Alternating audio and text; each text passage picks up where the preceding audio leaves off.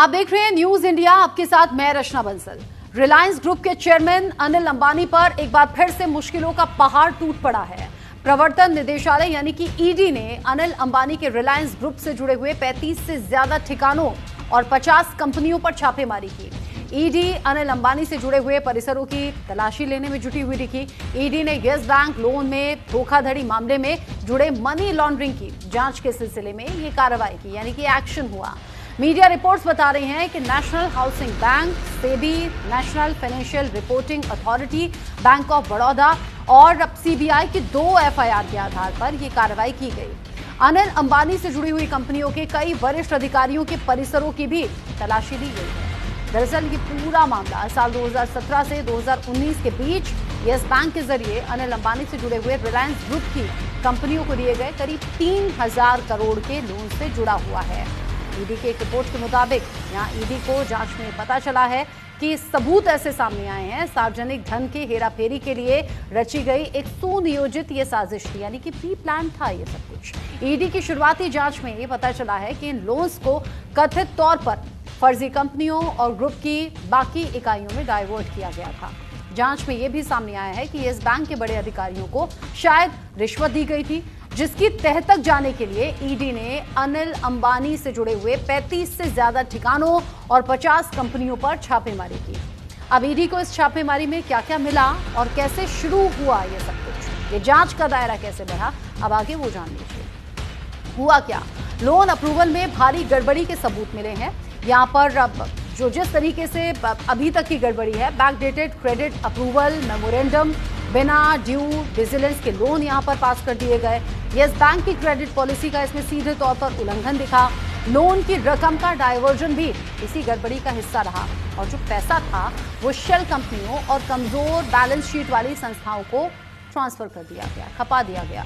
कई कंपनियों के पास एक ही पता, एक ही डायरेक्टर और डॉक्यूमेंटेशन बहुत ज्यादा कमजोर, इसमें कोई मजबूती नहीं, यानी कि जो डॉक्यूमेंट्स थे वो आधारहीन थे। लोन एवरग्रीनिंग की आशंका इसमें जताई जा रही है। ईडी की शुरुआती जांच में खुलासा हुआ है कि लोन अप्रूवल से पहले येस बैंक प्रमोटर्स को पैसे ट्रांसफर किए गए, जिससे कि रिश्वत और फेवर एक्सचेंज की बात भी सामने आ रही है। ये कार्रवाई सीबीआई की एफआईआर के आधार पर ईडी ने शुरू की। इसके अलावा SEBI, national housing bank, bank of Baroda, national financial reporting authority यानी कि NFRA से मिली जानकारी के मुताबिक उसी के आधार पर यह एक्शन लिया गया। अब हम आपको वरिष्ठ पत्रकार यूसुफ अंसारी को सुनवाते हैं। सुनिए वो इस मामले को लेकर क्या कह रहे हैं।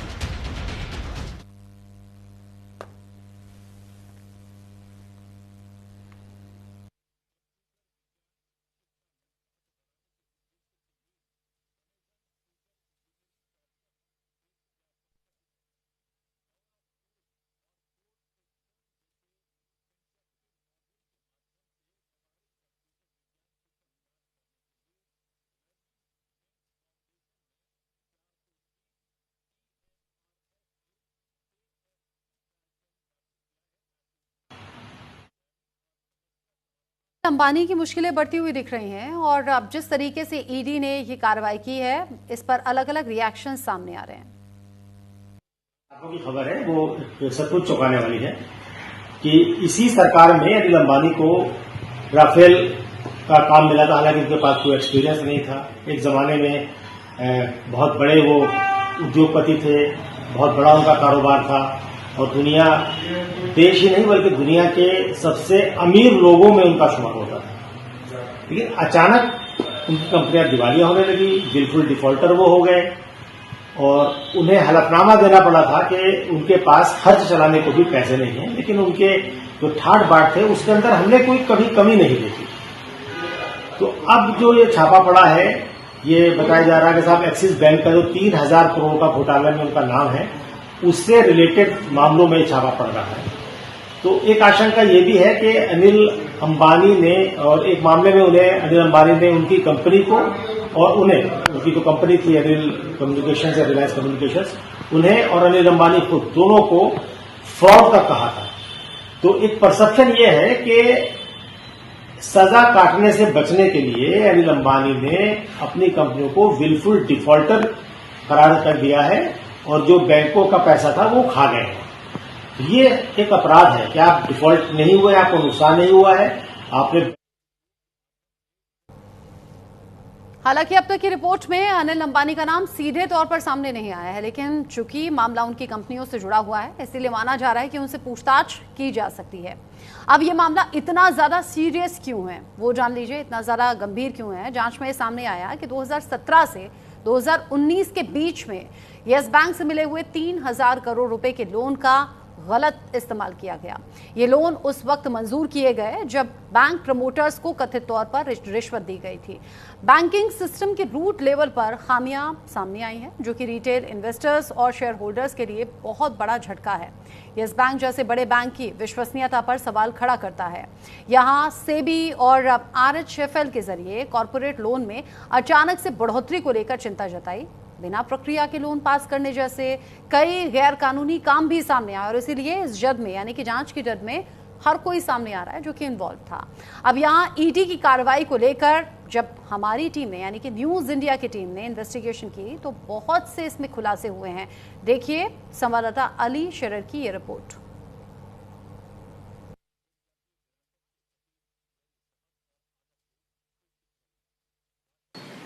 देश के चर्चित उद्योगपति अनिल अंबानी की कंपनियों पर ईडी की छापेमारी की गई है।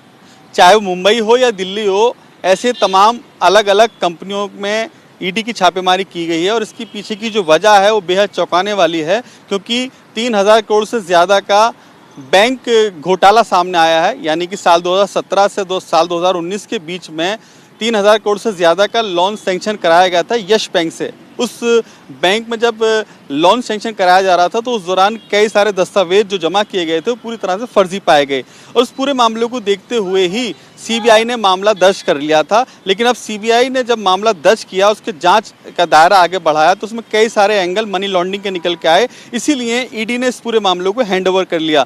अब ईडी जिस तरह से सर्च ऑपरेशन चला रहा है, अलग अलग कंपनियों में लगातार छापेमारी चल रही है अनिल अंबानी की, तो निश्चित तौर पर अनिल अंबानी की मुश्किलें बढ़ती नजर आ रही हैं, क्योंकि 25 से अधिक ऐसे मैनेजर हैं, ऐसे वर्कर हैं जिनके बयान दर्ज किए गए हैं, जो अनिल अंबानी की कंपनी में अभी फिलहाल काम कर रहे हैं। उन सबके बयान दर्ज किए गए हैं, तमाम इलेक्ट्रॉनिक डिवाइस अपने कब्जे में ली गई हैं और इस जांच का दायरा आगे बढ़ रहा है। और अगर जांच का दायरा आगे बढ़ रहा है तो निश्चित तौर पर अनिल अंबानी की मुश्किलें आने वाले समय में बढ़ जाएंगी। सिर्फ ईडी ही नहीं, स्टेट बैंक ऑफ इंडिया भी अनिल अंबानी की कंपनी रिलायंस कम्युनिकेशन और खुद अनिल अंबानी को लेकर गंभीर आरोप लगा चुकी है। यहां पर एसबीआई ने हाल ही में दोनों को फ्रॉड घोषित किया। इस महीने की शुरुआत में अनिल अंबानी की कंपनी रिलायंस कम्युनिकेशंस के लोन अकाउंट को एसबीआई से बड़ा झटका मिला था। एसबीआई ने कंपनी को दिसंबर 2023, मार्च 2024 और सितंबर 2024 में कारण बताओ नोटिस भेजा था। कंपनी के जवाब की समीक्षा करने के बाद बैंक ने कहा था कि अनिल अंबानी की कंपनी ने अपने लोन की शर्तों का पालन नहीं किया और अपने अकाउंट्स के संचालन में अनियमितताओं के बारे में पूरी जानकारी नहीं दी। दरअसल बैंक का दावा है कि यहां पर आरकॉम ने 31,580 करोड़ रुपए के लोन का दुरुपयोग किया। एसबीआई की रिपोर्ट बताती है कि लोन का बड़ा हिस्सा अलग अलग जगहों पर ट्रांसफर किया गया। इनमें से करीब 13,667 करोड़ रुपए, यानी कि 44% दूसरी कंपनियों के पुराने लोन चुकाने में खर्च कर दिए गए। करीब 12,692 करोड़ रुपए, यानी कि 41% रिलायंस ग्रुप की ही दूसरी कंपनियों को ट्रांसफर किए गए, यानी पैसे को घुमा फिरा कर इस्तेमाल किया गया। 6,265 करोड़ रुपए बैंकों के लोन चुकाने में इस्तेमाल हुआ। वहीं 5,501 करोड़ रुपए के पेमेंट पर भी सवाल उठाए जा रहे हैं। इसके अलावा देना बैंक के लिए गए 250 करोड़ रुपए का इस्तेमाल भी गलत तरीके से किया गया। कहा यह जा रहा है कि रकम को इंटर कॉर्पोरेट डिपॉजिट, यानी कि आईसीडी के रूप में दूसरी कंपनी को ट्रांसफर किया गया और बाद में कहा गया कि इसका इस्तेमाल विदेशी कर्ज को चुकाने में हुआ। एक बार फिर से आपको वरिष्ठ पत्रकार यूसुफ अंसारी को सुनवाते हैं, इस पूरे मामले पर राय क्या है उनकी।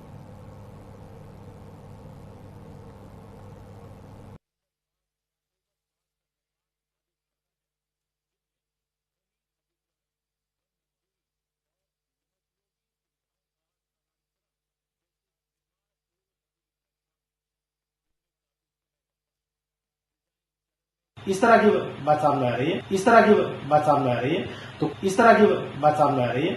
तो कुल मिलाकर के ये कह सकते हैं हम कि कानून से ऊपर कोई नहीं है, और अगर किसी ने कानून के खिलाफ कोई काम किया है तो उसके खिलाफ कानूनी कार्रवाई होनी चाहिए, कानूनी शिकंजा कसना चाहिए।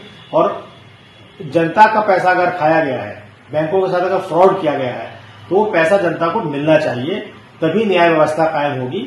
और उद्योगपति हो या कोई हो, कानून के सामने सब बराबर हैं, और तभी कानून का राज कायम हो पाएगा जब देश की जनता में ये भरोसा जतेगा कि कोई कितना भी बड़ा व्यक्ति हो, अगर उसने कल कुछ भी गलत किया है, कुछ भी गैर कानूनी काम किया है, तो वो गैर कानूनी काम करके बच नहीं सकता। कानून उसके खिलाफ भी उसी तरह से एक्शन लेगा जैसे आम आदमी के खिलाफ एक्शन लिया जाता है। हमने देखा है, छोटे शहरों में आप जाइए, जिनके पास छोटे मोटे कर्ज होते हैं, 1000, 2000, 5-10 हजार के कर्ज वाले, उन्हें कई कई दिन तक हवालात में रहना पड़ता है, लेकिन बड़े लोग बच जाते हैं। तो अगर उस नीयत से कार्रवाई हो रही है तो मुझे लगता है कार्रवाई उचित है।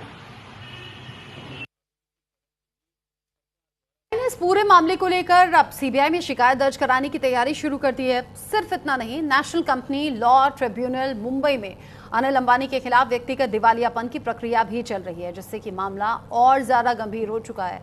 जिस तरीके से अभी तक का ये केस सामने आया है, ऐसा लग रहा है कि आने वाले वक्त में अनिल अंबानी की मुश्किलें बढ़ना तय है। अनिल अंबानी के कारोबारी जीवन में काफी ज्यादा उतार चढ़ाव आए हैं। एक वक्त ऐसा भी था जब वो दुनिया के 6ठे सबसे अमीर व्यक्ति थे, लेकिन गलत फैसले और कारोबार के विस्तार करने की जो गलत नीतियां रही और कर्ज की वजह से वो जो अर्श से फर्श पर पहुंच गए, यही सबसे बड़ा ड्रॉबैक था। अनिल अंबानी के सिर पर कर्ज चढ़ता चला गया, उनकी कंपनियां दिवाली होती चली गई और अब संकट इस कदर बढ़ने लगा कि यहां पर अनिल अंबानी ने खुद को दिवालिया घोषित कर दिया। ऑप्शन कुछ था नहीं। अनिल अंबानी ने साल 2020 में लंदन की अदालत के सामने खुद को दिवालिया घोषित करते हुए कहा कि उनके पास इतने भी पैसे नहीं है कि वो अपना खर्च उठा सकें, वकील के फीस के पैसे भी दे सकें। अनिल अंबानी की अर्श से फर्श तक की कहानी आपको हैरान कर देगी। रिपोर्ट देखिए।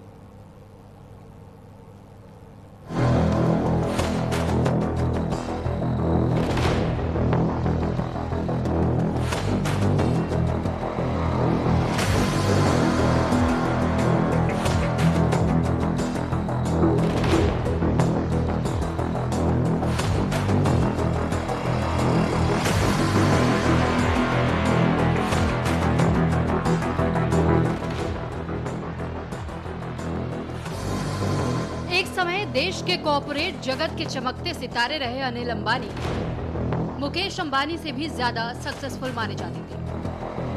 अनिल अंबानी कभी रिलायंस ग्रुप का चेहरा हुआ करते थे। बड़े भाई मुकेश अंबानी के साथ ग्रुप के विभाजन के बाद अनिल दुनिया के 6ठे सबसे अमीर कारोबारी थे। तब उनके पास 42 अरब डॉलर की संपत्ति थी। मुकेश अंबानी ने जहां अपना कारोबार बढ़ाया और दुनिया के सबसे अमीर उद्योगपतियों में से एक बन गए, तो दूसरी तरफ कुछ ही सालों में छोटे भाई अनिल अंबानी ने सब चौपट कर दिया और वो पैसे पैसे को मुहताज हो गए। एक समय ये तक आया कि उनके पास वकीलों को फीस देने तक के पैसे नहीं थे। उन्हें पत्नी के गहने बेचकर उनकी फीस देनी पड़ी। अनिल अंबानी की नाकामी सबक है कि कैसे खराब विकल्प और दूरदर्शिता की कमी बड़े से बड़े कारोबारी साम्राज्य को ध्वस्त कर सकती है। लेकिन ये सब आखिर हुआ कैसे? दुनिया का 6ठा सबसे अमीर कारोबारी कुछ सालों में बैंकक्रप्ट हो गया। ये बात 2002, 6 जुलाई 2002 ये वो दिन था जब रिलायंस इंडस्ट्रीज के फाउंडर धीरूभाई अंबानी का 70 साल की उम्र में निधन हो गया। भारतीय कारोबार जगत के लिए ये बड़ा झटका था। मुकेश अंबानी और अनिल अंबानी को अपने पिता धीरूभाई अंबानी से विरासत में एक बड़ा कारोबारी साम्राज्य मिला। 21 जुलाई 2002 को हुई रिलायंस ग्रुप की पहली बोर्ड मीटिंग, जहां एक ओर मुकेश अंबानी को इस ग्रुप के चेयरमैन की गद्दी सौंपी गई, तो वहीं दूसरी ओर उनके छोटे भाई अनिल अंबानी को मैनेजिंग डायरेक्टर और वाइस चेयरमैन बना दिया। उस वक्त सबको यही लग रहा था कि अब ये दोनों भाई मिलकर ही रिलायंस ग्रुप को आगे ले जाएंगे। धीरूभाई अंबानी के निधन के बाद ऐसी उम्मीद की जा रही थी कि दोनों भाई मिलकर कारोबारी साम्राज्य को आगे बढ़ाएंगे। लेकिन ऐसा हुआ नहीं। महज 2 साल के भीतर ही मुकेश और अनिल अंबानी के रिश्तों की कड़वाहट जग जाहिर हो गई। दोनों भाइयों के बीच खाई इतनी चौड़ी हो गई कि मां कोकिलाबेन को दखल देकर बंटवारा करना पड़ा। बंटवारे के बाद मुकेश अंबानी को ऑयल रिफाइनरीज और पेट्रोकेमिकल्स और कपड़ा का कारोबार सौंपा गया, तो अनिल के हिस्से में टेलीकॉम, फाइनेंस और एनर्जी यूनिट आई। दोनों भाइयों ने एक दूसरे से होड़ या कोई व्यापारिक कंपटीशन नहीं करने के समझौते पर साइन भी किए। तय हुआ कि मुकेश टेलीकॉम कारोबार में पैर नहीं रखेंगे, जबकि अनिल ऊर्जा और पेट्रोकेमिकल से दूर रहेंगे। बंटवारे में अनिल अंबानी को वो सभी कारोबार मिले जिसकी वो जिद कर रहे थे, लेकिन जिस टेलीकॉम कारोबार को मुकेश अंबानी ने सींचा था वो उनके हाथ से निकल गया। पर उस वक्त मुकेश खामोश रहे। शुरुआत अनिल अंबानी के कारोबार के लिए स्थितियां अनुकूल रही, लेकिन कुछ वक्त के बाद इसमें गिरावट का दौर शुरू हो गया और फिर 2008 की मंदी ने उन्हें तगड़ा झटका दिया। दूसरी तरफ मुकेश अंबानी के हिस्से आए कारोबार ने सफलता की राह पकड़ ली थी। जानकारों की माने तो अनिल पारिवारिक कारोबार के बंटवारे के फौरन बाद से ही पूंजी निगलने वाले प्रोजेक्ट में उतरने को उतारू थे। अनिल अंबानी के हर कारोबारी फैसले महत्वाकांक्षा के फेर में पकड़ कर लिए गए थे। इसके अलावा वो कंपटीशन में बिना किसी रणनीति के कूद जाने में दिलचस्पी रखते रहे। अनिल अंबानी के लिए 2008 के वैश्विक मंदी ने बड़ा झटका दिया। एक अनुमान के मुताबिक इस मंदी में अनिल अंबानी को 31 अरब डॉलर का नुकसान हुआ। इसके बाद अनिल अंबानी जिस कारोबार में हाथ लगा रहे थे वहां उन्हें निराशा मिल रही थी। इसी सरकार में अनिल अंबानी को राफेल का काम मिला था, हालांकि उनके पास कोई एक्सपीरियंस नहीं था। एक जमाने में बहुत बड़े वो उद्योगपति थे, बहुत बड़ा उनका कारोबार था और दुनिया, देश ही नहीं बल्कि दुनिया के सबसे अमीर लोगों में उनका शुमार होता था। लेकिन अचानक उनकी कंपनियां दिवालिया होने लगी, बिल्कुल डिफॉल्टर वो हो गए और उन्हें हलफनामा देना पड़ा था कि उनके पास खर्च चलाने को भी पैसे नहीं है, लेकिन उनके जो ठाट बाट थे उसके अंदर हमने कोई कभी कमी नहीं की। दूसरी तरफ मुकेश अंबानी संभल कर कदम रख रहे थे। इसी बीच दोनों भाइयों के बीच प्रतिस्पर्धा नहीं करने की शर्त 2010 में खत्म हो गई। इसे मुकेश अंबानी ने भुनाते हुए तुरंत मोबाइल मार्केट में उतरने का फैसला किया। इसकी तैयारी में अगले 7 साल में उन्होंने 2.5 लाख करोड़ रुपए निवेश किए। फिर नई कंपनी रिलायंस जियो इन्फोकॉम के लिए high speed 4G wireless network तैयार किया। मुकेश अंबानी के इस कदम ने एक ही झटके में गांव-गांव तक उनकी पहचान बना ली। इस दौरान मुकेश अंबानी के ऊर्जा और पेट्रोकेमिकल कारोबार ने भी हर दिन नया मुकाम हासिल किया। आज मुकेश अंबानी का कारोबार चमक रहा है, लेकिन अनिल अंबानी की कंपनियां कर्ज में डूबी। अनिल अंबानी की कई कंपनियां अब या तो दिवालिया प्रक्रिया से गुजर रही हैं या बिक चुकी। हाल ही में SBI ने रिलायंस कम्युनिकेशंस और अनिल अंबानी को फ्रॉड घोषित कर दिया था। इससे उनकी व्यावसायिक साख को और झटका लगा है और अब ईडी की छापेमारी उनकी साख पर बट्टा लगाने का काम कर रहा है। न्यूज इंडिया के लिए सोनू झा की रिपोर्ट।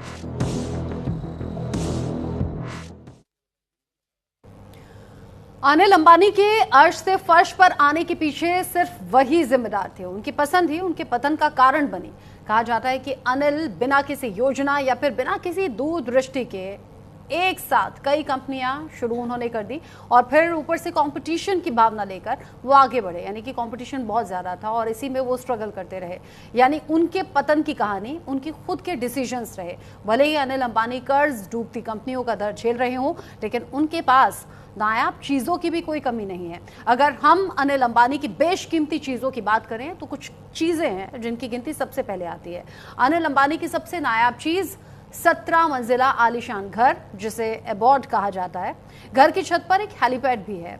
इस घर में जिम है, स्पा है और बाकी तमाम आधुनिक सुविधाएं हैं जो एक लग्जरी जीवन के लिए जरूरी होती हैं, या फिर कहिए लग्जरी जीवन का हिस्सा होती हैं।